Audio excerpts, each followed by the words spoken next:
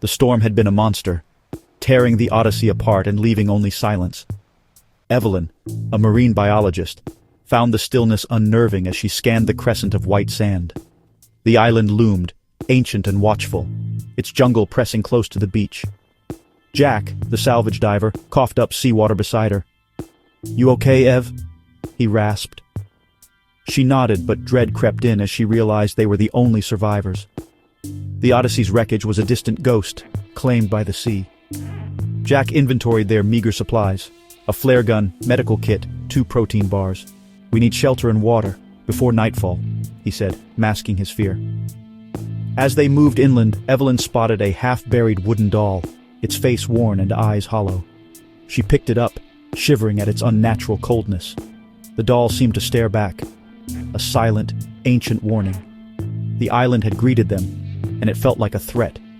The silence pressed in, heavy and expectant. No birds, no insects, just the two of them, utterly alone. The jungle's edge beckoned, dark and impenetrable. They stepped forward, the weight of the island's gaze following. The shore behind them faded into the hush. Inland, they found the ruins of a settlement. Stone cottages strangled by vines, silence thick as fog. Inside, remnants of lives abandoned, a rusted pot, a toppled child's chair, a leather-bound journal. Evelyn read frantic entries. The drowner's cradle, a curse, a pact with something ancient in the sea. The journal spoke of whispers, figures at the water's edge, and a toll demanded by the island. The final pages repeated, "The sea will have its due." Jack found another journal, same story, same ritual, a sacrifice to appease the entity. One life for the rest. Dusk bled across the ruins, shadows lengthening, the air growing colder. The silence shifted, filling with something unseen. The island was not empty, it was waiting. Evelyn and Jack exchanged a look. Escape felt impossible. The sea's hunger was real. Night fell like a shroud, darkness absolute. Whispers began, at first faint, then unmistakable, calling Evelyn's name. Jack heard them too, gripping her hand as fear closed in. A figure appeared at the jungle's edge, tall, shifting, faceless, watching. Evelyn's mind plunged underwater, surrounded by drowned bodies and deafening whispers. She gasped, breaking free, Jack steadying her. "I saw them!" she choked. "The ones the sea took!" The night became a siege. Figures flickered at the edge of firelight. Whispers mimicked lost crewmates. A cold mist rolled in, reeking of decay and deep water. Every shadow moved, every sound threatened. Sleep was impossible. The island pressed in, relentless. They clung to each other, hope slipping away. The darkness was alive, and it wanted them. The nightmare deepened. Days blurred in fear, but the nights grew worse. On the third night, Jack cried out. A purple, hand-shaped mark burned on his arm. The island had chosen him. Their bond deepened, forged by terror and need. In a ruined cottage, they shared regrets and hopes, finding fragile comfort in each other.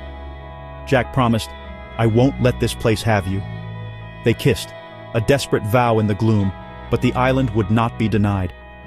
That night, a monstrous shape rose from the sea, tentacled with a single, glowing eye. The entity from the journals had come, its gaze fixed on Jack. Spectral crewmates emerged from the surf, empty eyes accusing. The sea was coming to collect. The promise of survival was slipping away. The final journal revealed the truth. A willing soul must take the place of the drowned to free the rest. Jack, marked and resolute, pressed the flare gun into Evelyn's hands. "You have to live. Tell my daughter. I was thinking of her," Evelyn pleaded, but Jack's mind was set.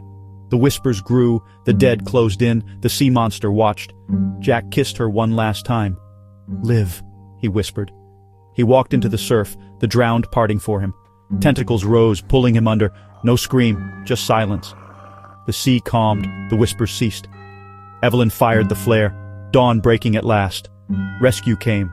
She was saved, but forever changed. As the boat pulled away, she saw a shimmering figure on the shore. Jack, now part of the island's legend. He raised a silent hand in farewell.